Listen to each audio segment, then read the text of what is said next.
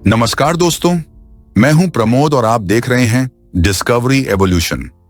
आज हम एक ऐसे विलक्षण मानव प्रजाति की बात करने जा रहे हैं जिसने हमारे विकास की दिशा में एक अद्भुत मोड़ पैदा किया, होमो हाइडेलबर्गेंसिस। ये नाम जितना वैज्ञानिक लगता है, इसकी कहानी उतनी ही भावनात्मक, रोचक और रहस्यमय है। यह वह प्रजाति थी जिसने होमो इरेक्टस से निकलकर न केवल होमो सेपियंस को जन्म दिया, बल्कि निएंडरथाल्स के रूप में हमारे चचेरे पूर्वजों का भी मार्ग प्रशस्त किया। कल्पना कीजिए, हम एक ऐसे समय में पहुंच गए हैं जहां हमारे पूर्वज जंगलों में, बर्फीली वादियों में और खतरनाक जानवरों के बीच न केवल जीवित थे, बल्कि समाज, भाषा और संस्कृति के बीज बो रहे थे। कल्पना करें, आप आज से लगभग 7 लाख वर्ष पहले की धरती पर खड़े हैं। ये वो समय था जब पृथ्वी का वातावरण पूरी तरह स्थिर नहीं था। कभी भीषण गर्मी, कभी लंबी सर्दी, और जीवित रहने के लिए न केवल ताकत बल्कि बुद्धि और सहयोग की जरूरत थी। ऐसे ही समय में प्रकट होता है होमो हाइडेलबर्गेंसिस, एक लंबा, ताकतवर, स्थिर दृष्टि वाला और सामाजिक प्राणी जो अब तक के होमो वंशजों से कहीं ज्यादा विकसित था। वह केवल शिकार नहीं करता था, वह योजना बनाता था, अपने साथियों के साथ समन्वय से शिकार करता था और संभवतः पहली बार मृत्यु को समझने की कोशिश भी करता था। होमो हाइडेलबर्गेंसिस की खोज सबसे पहले जर्मनी के हीडलबर्ग शहर में 1907 में हुई थी, जब एक श्रमिक को एक बड़ा और अजीब जबड़ा मिला। यह जबड़ा मानव जैसा तो था, लेकिन काफी भिन्न भी। यह वह क्षण था जिसने विज्ञान को एक नई दिशा दी। बाद में इसी प्रजाति के अवशेष अफ्रीका, यूरोप और एशिया के विभिन्न हिस्सों में भी मिले, जिससे पता चलता है कि यह प्रजाति एक विशाल भौगोलिक क्षेत्र में फैली थी। हाइडेलबर्गेंसिस के शरीर की बनावट खास तौर पर ठंडी जलवायु के अनुकूल थी। उनकी खोपड़ी मोटी और मजबूत थी, चेहरा आगे की ओर उभरा हुआ और उनका जबड़ा बेहद ताकतवर था।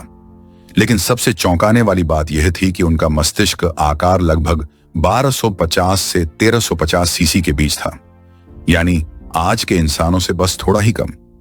यह संकेत करता है कि उनकी सोचने की क्षमता, समस्याओं का समाधान निकालने की क्षमता और सामाजिक संगठन की समझ बहुत उच्च स्तर की थी। लेकिन हाइडेलबर्गेंसिस केवल शारीरिक ताकत का उदाहरण नहीं थे।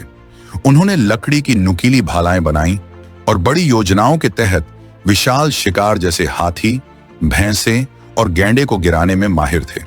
इसका अर्थ था कि उन्होंने योजना बनाना, संवाद करना और कार्य को मिलकर अंजाम देना सीख लिया था। कई पुरातत्व स्थलों पर उनकी बनाई हुई भालाएं मिली हैं, जो आज भी उनकी तकनीकी समझ को दर्शाती हैं। इतना ही नहीं, होमो हाइडेलबर्गेंसिस के जीवन में भावनाओं की भी झलक मिलती है। कुछ कंकालों में ऐसी चोटें मिली हैं जो वर्षों पहले की थीं, लेकिन व्यक्ति जीवित रहा। इसका सीधा अर्थ है कि समुदाय ने उसकी देखभाल की। शायद यह करुणा, यह साथ देने की भावना ही मानवता की शुरुआत थी। और कुछ वैज्ञानिकों का मानना है कि यह प्रजाति मृतकों को दफनाने वाली पहली प्रजाति थी, यानी मृत्यु के प्रति आदर का भाव या पुनर्जन्म की कल्पना यहीं से शुरू हुई। जरा अपनी आंखें बंद कीजिए और सोचिए, आप एक बर्फीली घाटी में हैं, चारों तरफ बर्फ की चादर, हाथ में लकड़ी की भाला और साथ में आपके परिवार के 5 सदस्य। आप सब एक विशाल जानवर का पीछा कर रहे हैं, पेड़ों की ओट में छिपकर योजना बना रहे हैं। एक संकेत पर सब भागते हैं और एक सटीक भाले से शिकार को गिरा लिया जाता है। यह केवल शारीरिक ताकत नहीं, यह सोच, समन्वय और भावनात्मक जुड़ाव है। यही होमो हाइडेलबर्गेंसिस की असली ताकत थी। अगर हम मानव विकास को एक वृक्ष माने, तो होमो इरेक्टस की एक शाखा ने होमो हाइडेलबर्गेंसिस को जन्म दिया, जिसने आगे चलकर 2 अलग अलग शाखाएं निकाली, होमो सेपियंस और निएंडरथाल्स, यानी हम और हमारे विलुप्त हो चुके चचेरे भाई निएंडरथाल्स, दोनों इसी विलक्षण प्रजाति से जन्मे थे।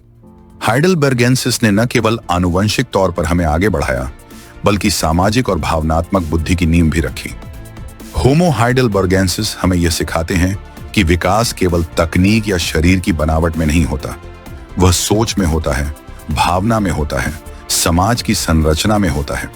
आज हम जितने भी उन्नत हैं, चाहे वह आर्टिफिशियल इंटेलिजेंस हो या स्पेस मिशन, उसकी जड़ें कहीं ना कहीं उन्हीं पहली भावनाओं और रिश्तों में हैं जो हाइडेलबर्गेंसिस ने बोए थे।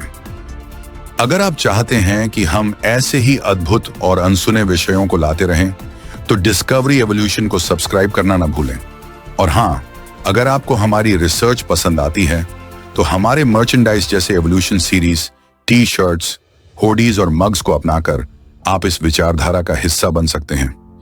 लिंक डिस्क्रिप्शन में दिया गया है। और अगर आपके मन में कोई सवाल है, कुछ ऐसा जो आप जानना चाहते हैं, कुछ जो आपको सोचने पर मजबूर करता है, तो उसे नीचे कमेंट करें।